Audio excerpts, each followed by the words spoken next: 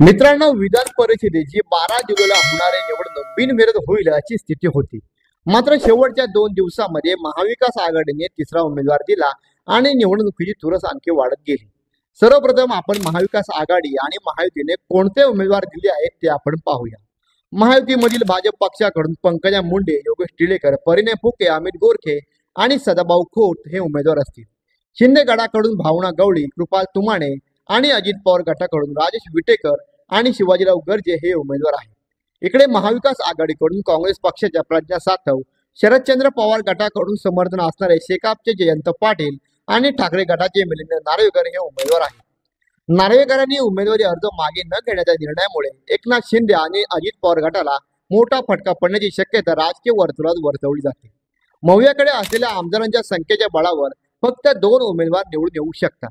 तिसऱ्या उमेदवाराला निवडून यायचं असेल तर 5 ते 6 मतांची गरज पडू शकते. याच तिसऱ्या जागेवरून उद्धव ठाकरेंनी मिलिंद नार्वेकर यांना रिंगणात उतरवलं आहे. त्यामुळे विधान परिषदेचा अर्ज भरल्यानंतर मिलिंद नार्वेकर लगेच कामाला लागले. त्यांनी विधान भवनात भाजप आमदार प्रवीण दरेकर आणि आशिष शेलार यांची भेट घेतल्याचा व्हिडिओ सोशल मीडियावरती व्हायरल झाला आहे. आता पहिल्या फेरीत विजयासाठी 23 मतांचा कोटा निश्चित केला आहे. काँग्रेसकडे 38 मते आहेत. त्यामुळे 25 ते 26 मतांचा कोटा प्रज्ञा सातव यांच्यासाठी राखून ठेवला जाऊ शकतो. शिवसेना उद्धव ठाकरेंकडे 15 मते आहेत. त्यांना विजयासाठी 8 मतांची गरज आहे. मिलिंद नार्वेकरांची सर्व आमदारांचे संबंध चांगले आहेत. इकडे शेकापचे जयंत पाटील यांच्या उमेदवारीवर काँग्रेस पक्ष आणि ठाकरे गट नाराज आहे.